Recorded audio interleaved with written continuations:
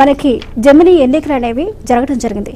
1967 వరకు దేశవ్యాప్తంగా ఒకేసారి ఎన్నికలు నిర్వహించిన చరిత్ర మనకుంది. మరి ఇప్పుడు జమినీ ఎన్నికలకు సంబంధించి ఎందుకింత రాద్ధాంతం జరుగుతుంది అనేది తెలుసుకుందాం. ఇదే అంశానికి సంబంధించి మనతో పాటు మాట్లాడడానికి డాక్టర్ అందే సత్యం గారు, పొలిటికల్ అనలిస్ట్ మనతో పాటు ఉన్నారు జూమ్ లైవ్ లో. అలాగే మనకి బీజేపీ నేత బాజీ గారు ఉన్నారు. అలాగే మనకి కాంగ్రెస్ నేత ఎస్కే బాజీ గారు ఉన్నారు. ముగ్గురికి నమస్కారం అండి. నమస్తే అండి. నమస్కారం సత్యం గారు. డాక్టర్ జమిలీ ఎన్నికలు ఈరోజు మాట కాదు. ఇది గతంలో బీజేపీ దీనికి సంబంధించి మేనిఫెస్టోలో కూడా ఈ ఎన్నికలకు సంబంధించి పెట్టడం జరిగింది.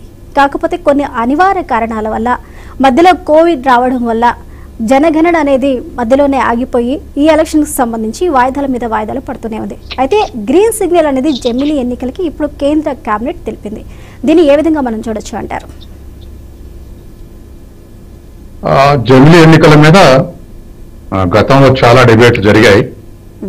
ఇవాళ జమిలీ ఎన్నికలకు జమిలీ ఎన్నికలు జరగాలనుకునే వాళ్ళు ఏమిటంటే, మాట మాటకు ఎన్నికలు జరగటం వల్ల ఖర్చు ఎక్కువ అవుతుంది, ఖర్చు తగ్గించవచ్చు అనేది ఒకటి. రెండవది, ఎలక్షన్ల కోసం ఎక్కువ 5 years లాంగ్ ఎలక్షన్స్ కోసమే సరిపోతా ఉంది, అభివృద్ధి చేయటానికి సమయం దొరకటం లేదనేది రెండోది. మూడోది, ఒకేసారి జరగటం వల్ల ఎన్నికలు రాష్ట్రాలు కేంద్రం అనేటువంటి ప్రజలు వాళ్ళ పనులు వాళ్ళ కమిట్మెంట్స్ లేకుండా ఎప్పుడు దీని గురించి ఆలోచించే పరిస్థితి ఏర్పడుతుందని, కాబట్టి ఇలా జరిపితే ఒకే దేశం ఒకే ఎన్నికలు జరిపితే ఇవన్నీ నివారించవచ్చు అనేది ప్రాథమికంగా ప్రతిపాదనలో ఉన్నటువంటి విషయాలు. ఇంకా 2-3 విషయాలు అదనంగా కూడా చెప్తా ఉన్నారు. అయితే ఇలా జరిపితే రాష్ట్ర ప్రభుత్వాలు మధ్యలోనే కూలిపోతే పరిష్కారం ఏమిటి అంటే, 2 ఏళ్ళు అయిపోయినాక కూలిపోతే మరి 6 నెలల ఎలక్షన్స్ పెడతారు ఎలక్షన్ కమిషన్ నామ్స్ ప్రకారం. కానీ మరి ఇక్కడ మిగతా 3 సంవత్సరాల గవర్నర్ పాలనే ఉంటుందా, లేకపోతే మళ్ళీ ఎలక్షన్లు పెడతారా? ఎలక్షన్లు రాకుండా ఉండేందుకు ఉన్నటువంటి ఉపాయం ఏమిటి? మధ్యనే కూలిపోతే రాష్ట్రాలు స్థిరంగా ఉండి కేంద్ర ప్రభుత్వం కూలిపోవచ్చు, కేంద్రం స్థిరంగా ఉండి రాష్ట్ర ప్రభుత్వాలు కూలిపోవచ్చు. అటువంటప్పుడు ఇలా జరిగినప్పుడు ఎలా ఎదుర్కొంటారు అనేటువంటి విషయం ఒకటి. రెండవది, పార్టీ మారితే సభ్యత్వం రద్దు అవుతుందన్నటువంటి వాటికి ఇవాళ గ్యారంటీ లేదు. వాటికి రకరకాలైనటువంటి లీకేజెస్ ఉన్నాయి.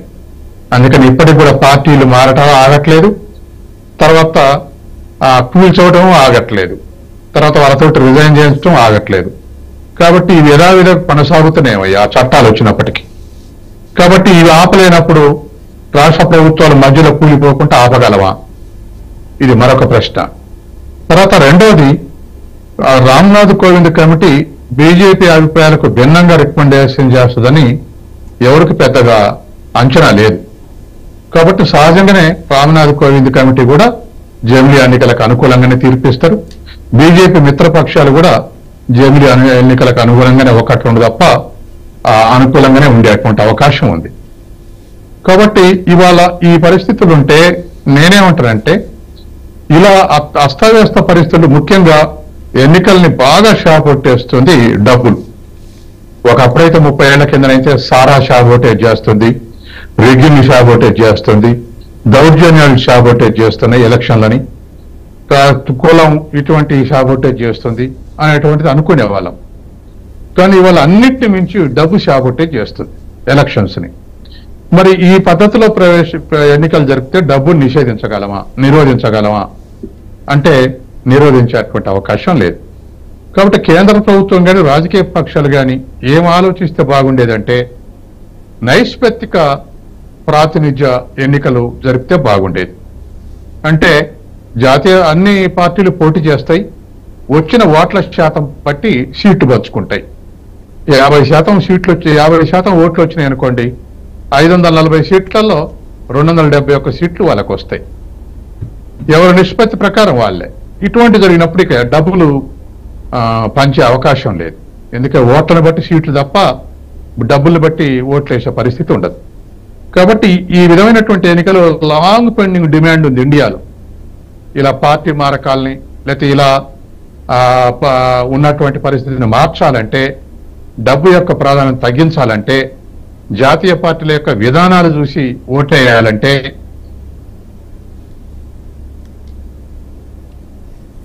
ఓకే సత్యం గారు ఒక నిమిషం హోల్లో ఉండండి.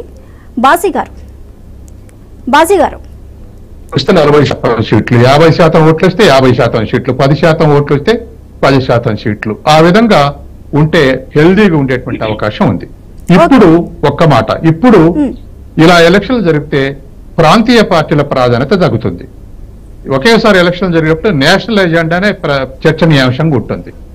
కాబట్టి ప్రాంతీయ పార్టీల్ని వాటి ఇంపార్టెన్స్ తగ్గటానికే ఈ ఎలక్షన్లు తీసుకొస్తుంది బీజేపీ అనేటువంటి ఒక అనుమానం కూడా ఉంది. కాబట్టి ఇవన్నీ చర్చించాల్సినటువంటి అంశాలు. ఓకే సత్యం గారు ఒక నిమిషం హోల్లో ఉండండి. బీజేపీ నేత బాజీ